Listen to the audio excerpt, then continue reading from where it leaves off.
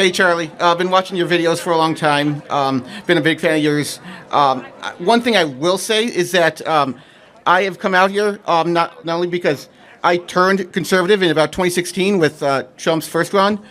I've always also been a devout atheist, and I've been proud in my beliefs with that. I find the book, the Bible, to be a very fictitious book. I find that it has a lot of contradictions that are not squared away by anybody that finds it, that reads it. So I'm just want to know one thing I want to get for you before we dive into that is how can we get more people of different faiths to come to the conservative movement instead of, because a lot of what I see of you is espousing on Christian virtues and to a lesser extent Jewish, but I think that there could be a lot more that we could do with ideas rather than the beliefs of religion. Let's start with the idea of atheism, if that's okay. Sure. I'm going to go through all of the arguments for God's existence. Okay. I want you to tell me if you've heard them before or if they are compelling. Okay. First is what's called the ontological argument for God, which ontos comes from the Greek. It's the Greek word for being. Sure. So the highest conception of human beings, we can only conceptualize that which is real. And so the highest conception of our own, combined wisdom is God. I think this is the weakest argument for God, to be perfectly honest. Right, I'll agree with you there, yeah. Yeah, but it is a proof that on an ontological view of God. The second of which is called the cosmological view of God, coming from the Greek word cosmos, which means all-encompassing creation. Sure. If you look around with creation, there are 15 fine-tuned measurements that if anyone went off by a micron, our entire existence would not exist. The tilt of the earth, our proximity to the sun, our configuration of oxygen to carbon dioxide. In fact, we can look at the probability of our existence. It's 1 in multiple trillions that all of this would come together at an exact time, let alone consciousness, let alone human beings, let alone our DNA. Sure, I want to counter that with the fact that there are millions upon millions of galaxies with millions upon millions of their own stars, with millions and millions of their own planets. If we didn't, I don't think that if this Earth was not in this exact space as it exists now, I think that is also not compelling because we would have found existence on in another location in the universe if it was not just in this space. I don't have enough faith to believe that, but let me continue onwards. Okay. Then there is what's called the teleological argument for God. That comes from the Greek word telos, which means we get the word telescope. It means goal, destination, or purpose.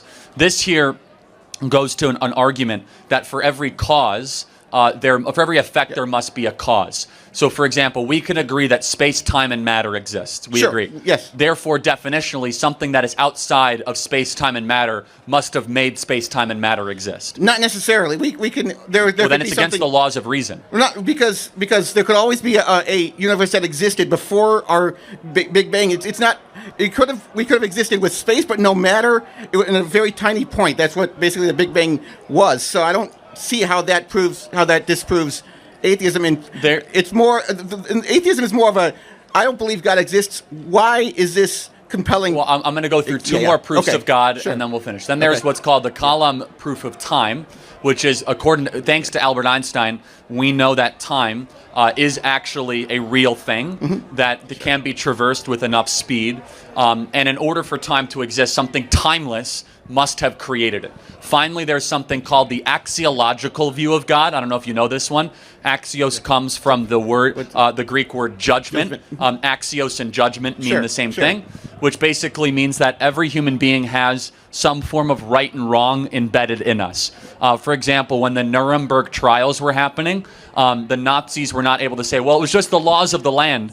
They actually appealed to a higher power, saying that every one of us had some good or evil within us. So that doesn't. I mean, that kind of disproves, right? I mean, if the Nazis were able to point to something outside of themselves and say, hey, this is the reason why we're doing this crap. They didn't. No, the point is the Nazis didn't. Is that the people doing the trial did. Meaning the Nazis were not able to excuse that. Okay. So out of all those proofs of God, what if any of them are persuasive to you? None. None. Okay. So then what...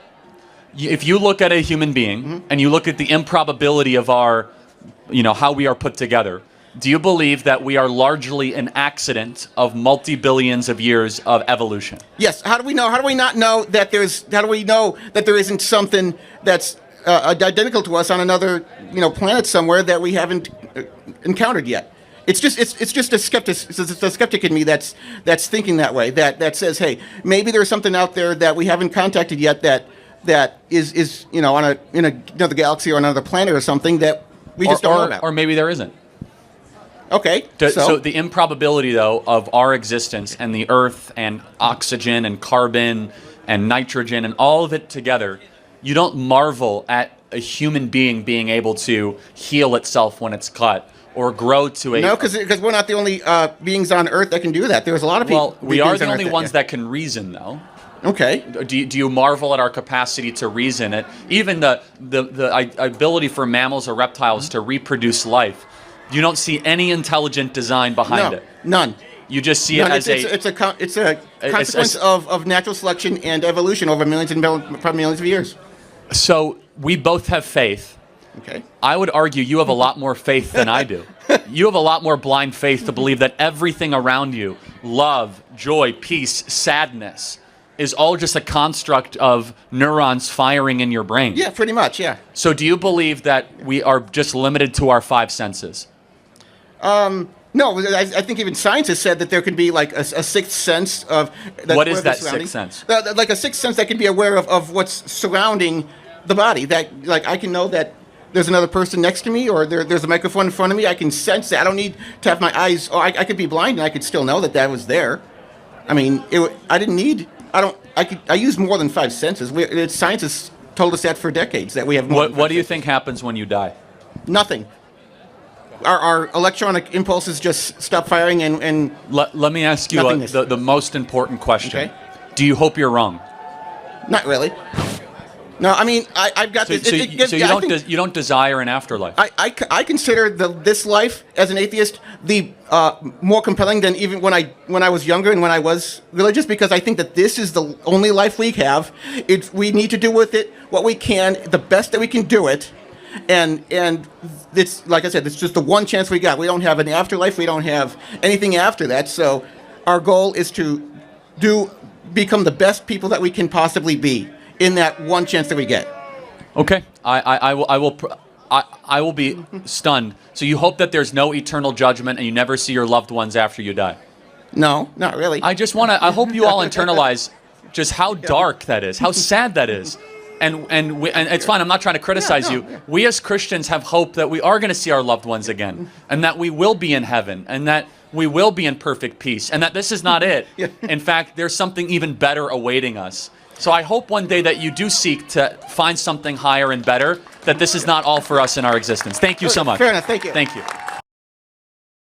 You know, one thing I do when I see people like this who call themselves atheists, I just pray for them and pray that they get to see the light and change and have a change of mind, because most of the renowned atheists on their deathbed eventually recognize that there is God. And I love when Charlie Kirk said, in order for time to exist, something timeless must have created it. Imagine the depth of that statement. It means a lot, and Charlie Kirk isn't far from the truth. And I love the way Charlie Kirk goes to all these colleges to lecture most of these college students on what they don't know, or helping them to unpack what has been taught to them wrongly. I love the fact that Charlie Kirk is very respectful whenever he is debating, and always working hard to let people see what the truth is. Let me know your thoughts. This is a very, very beautiful conversation, and I enjoyed every minute of it. I believe you guys also enjoyed watching, and I'll see you guys soon. Bye guys.